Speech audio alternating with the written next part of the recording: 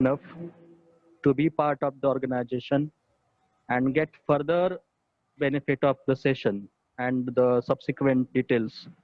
I request Mahesh Kumar sir to continue the session. Yeah. Please, sir. Thank you very much, sir. Thank you very much.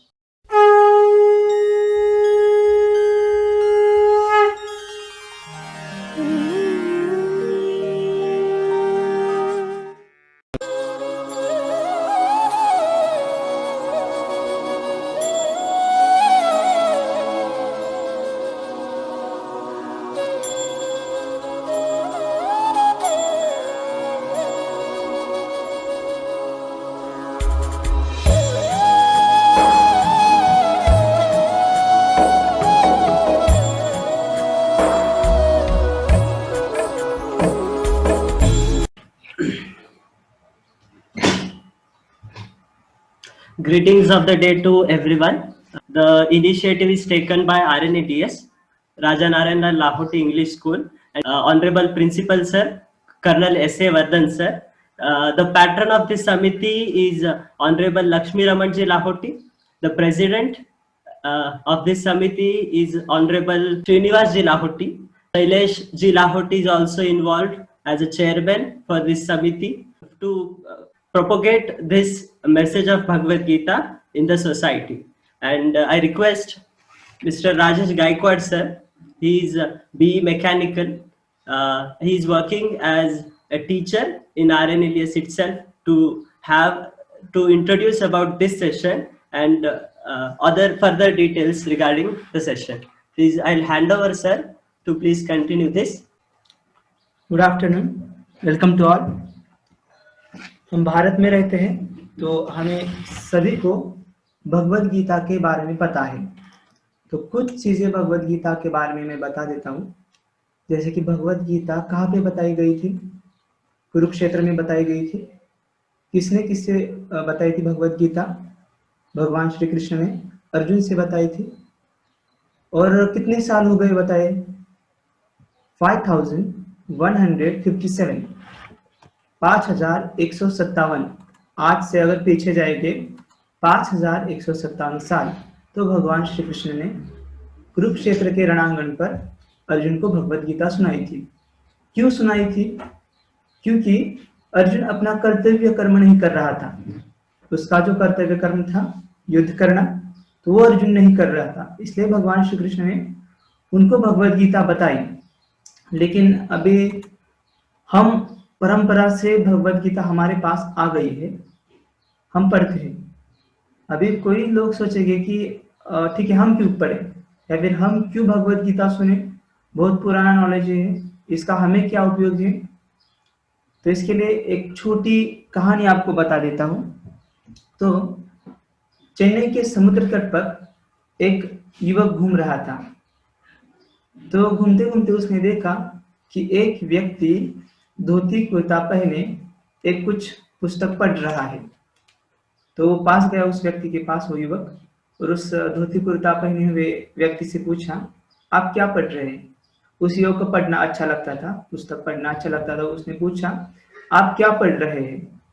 तो उस व्यक्ति ने बताया, मैं भगवद गीता पढ़ रहा हूँ। तो वो युवक बोला कि आप रामायण, भगवद गीता ऐसे चीजों में क्यों अभी तक अड़े क्यों है? अभी जमाना तो चांद पर पहुंच गया और आप भगवद गीता पढ़ रहे हैं। तो वे व्यक्ति थोड़े हंसे। वो व्यक्ति थोड़े हंसे और बोले कि आप भगवद गीता के बारे में क्या जानते हैं?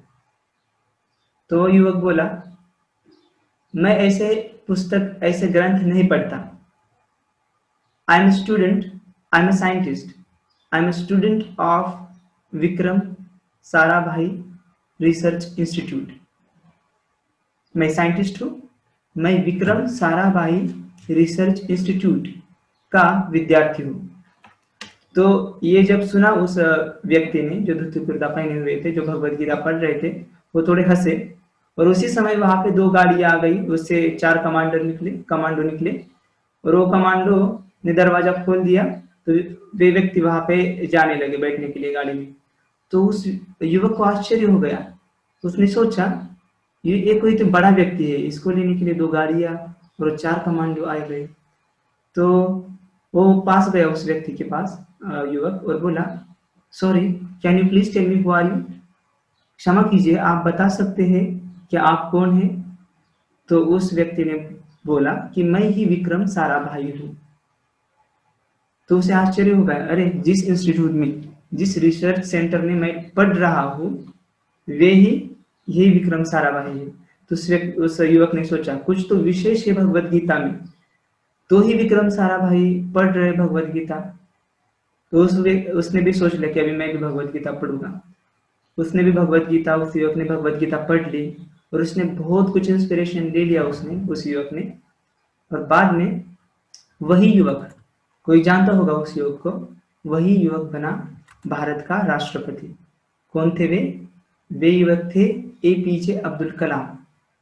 तो उन्होंने एक बहुत अच्छा शिक्षा लिया। उन्होंने भगवत गीता पढ़ के अपने जीवन भर में कभी भी मांसाहार नहीं किया बाद में।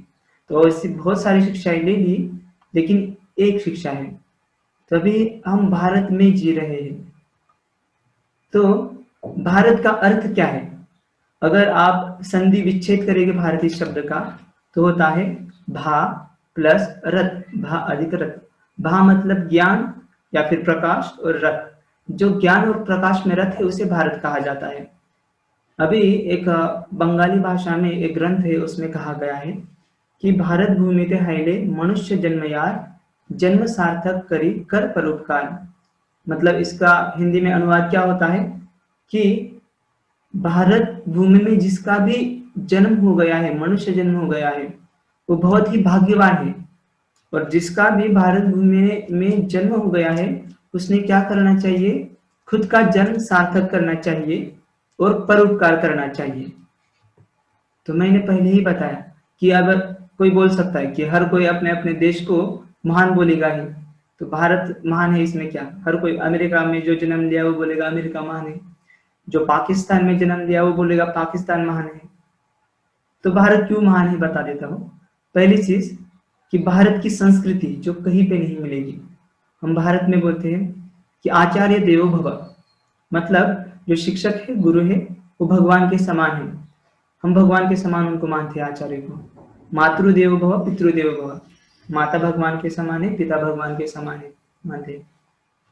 परदारेषु मातृवत, और इतना ही नहीं, हम क्या मानते हैं भारतीय संस्कृति में, जो पर स्त्री है वो क्या है? माता के समान है, पर पुरुष है वो भी पिता के समान है।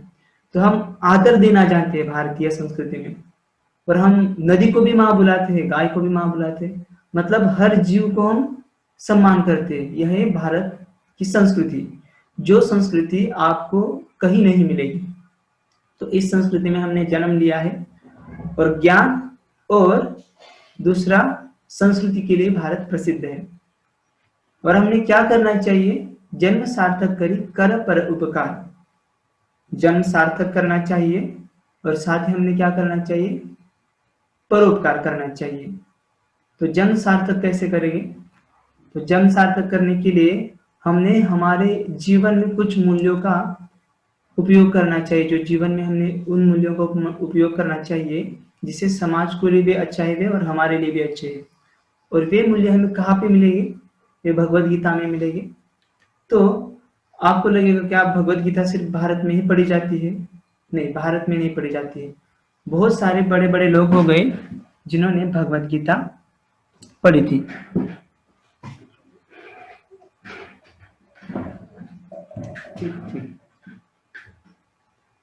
तो आप सभी आइंस्टाइन को जानते होंगे।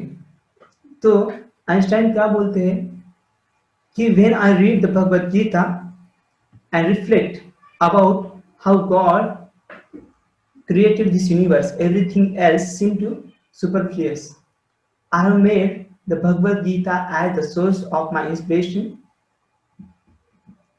and guide for the purpose of scientific investigation and formation of my theories. Hindi में क्या अनुवाद होता है इसका? When I read Bhagavad Gita and reflect about how God created this universe, everything else seemed to superfluous.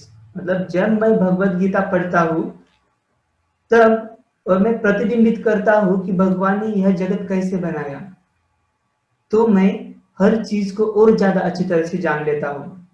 I made the Bhagavad Gita as a source of inspiration.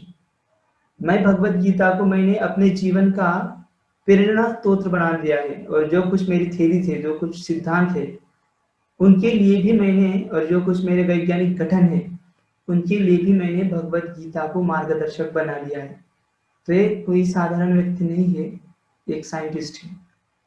तो एक scientist भी भगवद गीता पढ़ रहे हैं, जो हमारे राष्ट्रपति बने थे वे भी भगवद गीता पढ़ रहे हैं। तो और एक चीज, जो सुनीता विलियम्स, आप जानते होंगे सभी, जिन्होंने जो सबसे ज्यादा समय के लिए एक एस्ट्रोनॉट थे और सबसे ज्यादा समय के लिए अंतरिक्ष में रहकर आ गए थे स्पेस स्टेशन में। तो जब वे स्पेस स्टेशन में गए थे तो उन्होंने कुछ चीजें साथ ले गई थी। तो वो चीजें क्या क्या थी? भगवद गीता थी, उपनिषद थे, और एक गणेश की छोटी मूर्ति थी। तो उन्हें पूछा गया, जब वे वापस आ गए तो उन्हें पूछा गया कि आप स्पेस स्टेशन में जाते समय भगवद गीता क्यों लेके गई थी? तो उन्होंने बताया कि जब मैं भगवद गीता पढ़ती हूँ तब मुझे समझ में आता है कि मैं क्या कर रही हूँ, क्यों कर रही हूँ, किस लिए कर रही हूँ, और भगवद गीता पढ़ने से मेरे पैर जमीन पर टिकते हैं। क्या बोले वे? कि जब मैं भगवद गीता पढ़ती हूँ तब मेरे पैर जमीन पर टिकते हैं। इसका मतलब क्या? कि अगर कोई व्यक्ति बहुत महान कार्य कर लेता है तो अहंकार आना स्वाभाविक है, लेकिन सुनीता विलियम्स क्या बोल रही कि जब मैं भगवद गीता पढ़ती हूँ तब मैं कितना भी महान कार्य क्यों न करूं, मुझे उस चीज का अहंकार नहीं आता। तो मैंने कुछ व्यक्ति आपको बताए जिन्होंने भगवद गीता पढ़ी, उससे इंस्पिरेशन, प्रेरणा लिया, और वे अपने जीवन में आगे बढ़े। तभी हमें आवश्यकता क्यों है भगवद गीता की? अभी आप सभी, हम भी शिक्षक हैं, और शिक्षक का काम क्या है? शिक्षक राष्ट्र को बनाते हैं। शिक्षक राष्ट्र का आधार स्तंभ है, क्योंकि जो शिक्षक आगे पढ़ाएंगे वही, उसी से एक विद्यार्थी, एक स्टूडेंट तैयार हो जाएगा। अभी शिक्षण, एजुकेशन मतलब क्या है? सिर्फ मटेरियल नॉलेज देना मतलब एजुकेशन नहीं है। एजुकेशन मतलब education is equal to knowledge of matter plus knowledge of consciousness, और नॉलेज और relation between matter and consciousness. इसका मतलब क्या है कि भौतिक ज्ञान और आध्यात्मिक ज्ञान और इनका जो संबंध है वो है एजुकेशन। किसी एक चीज को पकड़कर एजुकेशन नहीं होता। अभी हम भौतिक नॉलेज, मटेरियल, जो भौतिक ज्ञान है वो बच्चों को दे रहे हैं, लेकिन उसके साथ उनका कैरेक्टर बिल्डिंग नहीं हो रहा है, उनका व्यक्तिगत विकास या उनका चरित्र निर्माण नहीं हो रहा है। तो शिक्षक का काम क्या है कि बच्चों का चरित्र निर्माण होना चाहिए। लेकिन आज हम समाज में देख रहे हैं कि बहुत सारे लोग गलत मार्ग पर जा रहे हैं। क्यों? क्योंकि हम भारत में रहकर भी भारतीय संस्कृति का अनुगमन नहीं कर रहे हैं।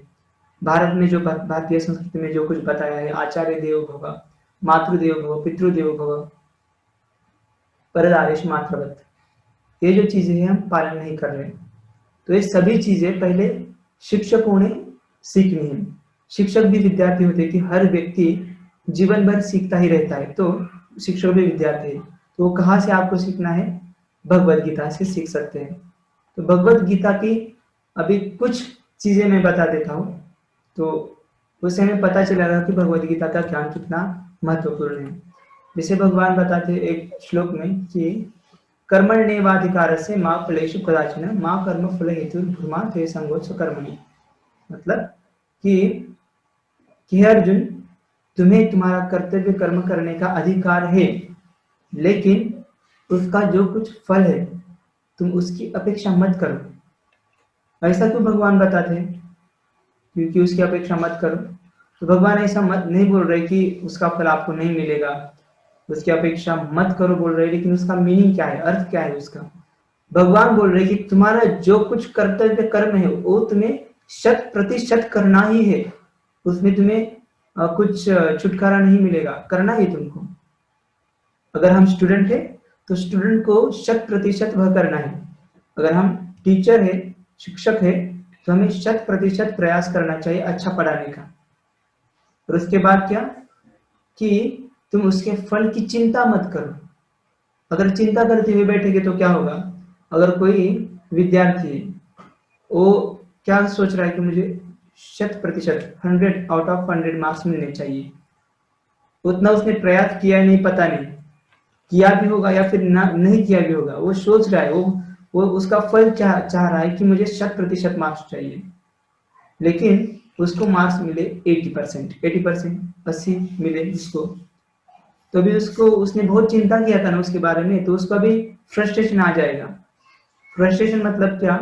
Frustration is equal to expectations minus result. जो आपने एक्सपेक्ट किया था, जिस फल की आपने चिंता की थी, उससे आपने रिजल्ट माइनस कर दिया, तो 20% क्या आ जाएगा? फ्रस्ट्रेशन आ जाएगा। और वही फ्रस्ट्रेशन के कारण बहुत सारे लोग अभी गलत मार्ग पर जा रहे हैं। एक तो अपना कर्तव्य कर्म ही करना कुछ छोड़ दे रहे कुछ लोग तो, और कुछ लोग एक मिनट, क्षमा करें, एक सेकंड।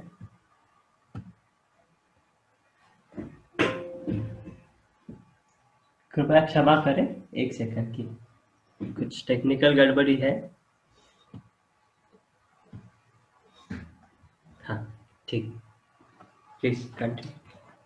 तो कुछ लोग तो अपना कर्तव्य कर्म नहीं कर रहे क्योंकि उनको लग रहा है कि हमारा, वे यह सोचते हैं कि हमारा रिजल्ट अच्छा नहीं आएगा, क्यों करें, पढ़ाई नहीं करेंगे, तो इससे फ्रस्ट्रेशन आता है। और कुछ लोग फ्रस्ट्रेट होके कुछ गलत कार्य, आत्महत्या जैसे कार्य करते बैठते हैं। तो और भी बहुत सारी भगवान ने अच्छी चीजें बताई है, जैसे कि अगर कोई बुरा कर्म करता है तो बुरा कर्म करने का उसका मूल कारण क्या है, वो भी भगवान बताते हैं। कि जैसे कि भगवान बताते हैं कि ध्यायतो विषयान् पुंसः संगस्तेषुपजायते, संगात् संजायतो कामो कामत् क्रोधाभिजायते, क्रोधोद्भवति सम्मोहः सम्मोहात् स्मृतिविभ्रमः स्मृतिभ्रंशात् बुद्धिनाशो बुद्धिनाशात् प्रणश्यति। मतलब क्या कि ध्यायतो विषयान् पुंसः संगस्तेषुपजायते, मतलब क्या कि अगर कोई व्यक्ति किसी एक इंद्रिय विषय पर चिंतन करता है,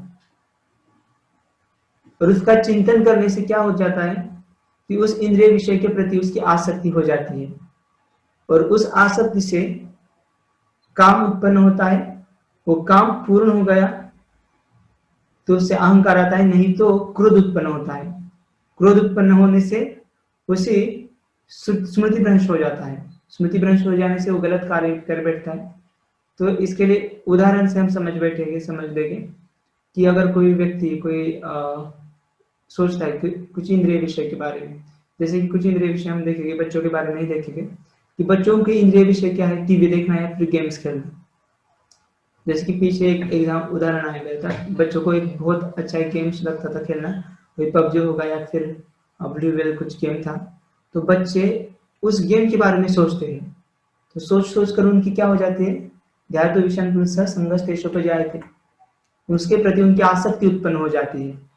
और आसक्ति से क्या हो जाता है, आसक्ति से काम उत्पन्न हो जाता है, मतलब आकर्षण, बहुत ही ज्यादा आकर्षण उत्पन्न हो जाता है।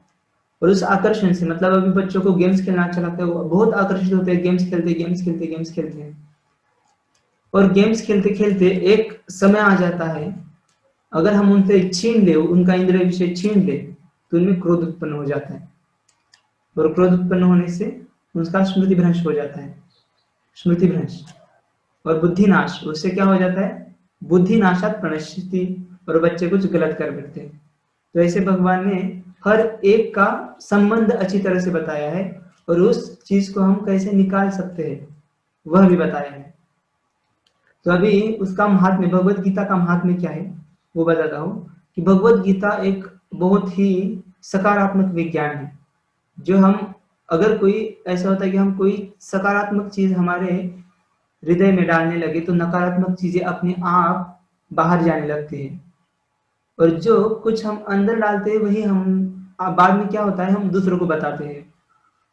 तो वो बोलते हैं garbage in garbage out, good in good out. अगर गार्बेज आप डाल रहे हैं कहाँ पे, तो गार्बेज ही बाहर आ जाएगा। अगर गुड डाल रहे हैं अंदर, तो गुड, अच्छा ही डालेंगे तो अच्छा ही बाहर आ जाएगा। तो हम भी पॉजिटिव पर्सन बन जाएंगे, और हमारे कांटेक्ट में भी जो कोई आ जाएगा वो भी पॉजिटिव बन जाएगी।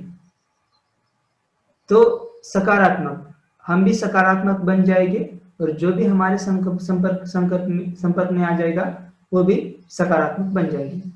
तो शंकराचार्य बोलते हैं भगवद गीता के बारे में कि मलि निर्मोचनम पुंसा जल स्नानम दिने सकृत गीतामृत स्नानम संसार मल नाशनम। मतलब देखिए कि हर रोज शरीर पर कुछ मल उत्पन्न होता है, तो उसको धोने के लिए हम स्नान कर लेते हैं तो हम पवित्र हो जाते हैं। भारत ही ऐसा देश है जहाँ पे हर रोज स्नान किया जाता है। तो लेकिन हमारे हृदय में जो गंदगी है वो भी हर रोज आती रहती है, किसी ना किसी तरह से आती रहती है। उसको कैसे स्वच्छ करेंगे? गीतामृत स्नानम, गीतामृत भगवत गीता का स्नान, मतलब अगर हम भगवत गीता का श्रवण करेंगे या फिर पढ़ेंगे तो वह हो गया भगवत गीता अमृत का स्नान। उससे भी क्या हो जाएगा? हमारा हृदय पवित्र हो जाएगा। और भगवत गीता की आज के समाज के लिए बहुत आवश्यकता है कि हम आप देख रहे हैं कि अभी समाज में बहुत बुरी बुरी चीजें हो रही है, जो अगर आप न्यूज देख रहे हैं तो आपको पता चलेगा क्योंकि क्या क्या बुरी चीजें हो रही है। अगर हम बच्चों को ये चीजें पढ़ाएंगे, इसलिए खुद पढ़ेंगे पहले और बाद में बच्चों को पढ़ाएंगे, तो हम इन चीजों को रोक सकते हैं। अगर हम अपने संस्कृति को, हमारे संस्कृति को स्मरण करेंगे, उसका अभ्यास करेंगे, दूसरों को बताएंगे, तो ही कुछ हो सकता है। फिर से जो हमारा वैभवशाली इतिहास था भारत का, जो 1000 साल पहले था, जब भारत को सोने की चिड़िया कहा जाता था, वही इतिहास फिर से आ सकता है। तो आपको यही बताना चाहते हैं हम कि आप भी भगवद गीता श्रवण कीजिए। अभी पढ़ना बहुत लोगों को डिफिकल्ट लगता है, बहुत कठिन लगता है, क्योंकि अभी आप टीचर है तो आप जो स्कूल की बुक से वो पढ़ते हैं और बच्चों को पढ़ाते हैं, लेकिन और कुछ आपको पढ़ने के लिए दिया तो मतलब नहीं लगता है। लेकिन हमारा श्रवण इंद्रिय कान ऐसा है जिसको आप विशेष प्रयत्न नहीं करना पड़ता आपको, आप एक हेडफोन डाल दो और जो कुछ सुनना है आप सुन सकते हैं। तो भगवद गीता अभी उसका ऑडियो फाइल्स भी अवेलेबल है। तो राजा नारायण लाल इंग्लिश स्कूल से आपको ये फाइल्स दिए जाएंगे, तो आप हर रोज एक अध्याय सुन लीजिए। एक अध्याय, सबसे छोटा अध्याय 20 मिनट का है, सबसे बड़ा अध्याय 42 मिनट्स का है। तो हर रोज आप एक अध्याय सुनेंगे तो 18 दिनों में भगवद गीता पूर्ण हो जाती है। तो ऐसे आपको 18 बार सुनना है। वैसे आपको भगवद गीता 18 बार सुनना है। ये 1 साल का संकल्प है, 1 साल का संकल्प है, जो सर उसके बारे में अभी बताएंगे। Mahesh Kumar sir. Thank you very much for attending the session. बस इसको आप कृपया इम्प्लीमेंटेशन में लाइए। ज़्यादा से ज़्यादा टीचर्स अगर आएंगे तो बहुत अच्छी बात है। धन्यवाद सर। किसी को पूछना है कुछ तो कृपया आप पूछ सकते हैं। Okay, unmuted sir already. Everybody can unmute themselves. Okay, yes. Everybody can unmute themselves and talk. No problem sir. ये फॉर्म जो है ऑनलाइन नहीं सबमिट करना है क्या सर? गूगल पे जो आप भेजने वाले हैं वो? हाँ सर, गूगल फॉर्म मैं भेजूंगा, क्योंकि टीचर्स का डायरेक्ट कांटेक्ट तो यहाँ पे हुआ नहीं है, तो एक गूगल फॉर्म भेज दूंगा। सिंपल फॉर्म है, बेसिक इंफॉर्मेशन है उसमें, सिर्फ उसमें रजिस्ट्रेशन हो जाएगा और जो नंबर को हमें मिलेगा उस नंबर पे जो भी फर्दर थिंग्स है वो सेंड किया जाएगा। ऑडियो बुक होगा और अदर जो मटेरियल है वो भेजा जाएगा sir. Okay sir, thank you sir, thank you, thank you, thank you. So thank you all teachers. जैसे मैंने पहले भी कहा है, अगर कुछ गलती होगा तो आप बड़े ही है हमसे, तो छोटा समझ के हमें क्षमा कर दीजिए। धन्यवाद। हरे Krishna. So with your all permission, we may end this session, sir. Thank you. So फिर एक बार हम बहुत धन्यवाद व्यक्त करते हैं honourable principal of Shri Bankatlal Lahoti English school. So he has given us this opportunity to be in front of you all. Actually physically हम interaction करना चाहते थे, वहीं पे अच्छा होता, बट फिर we have tried whatever we could do. Thank you very much sir. Have a nice day. Thank you, sir. Thank you. Same to you. Thank you, sir. Thank you. Thank you, sir. Thank you.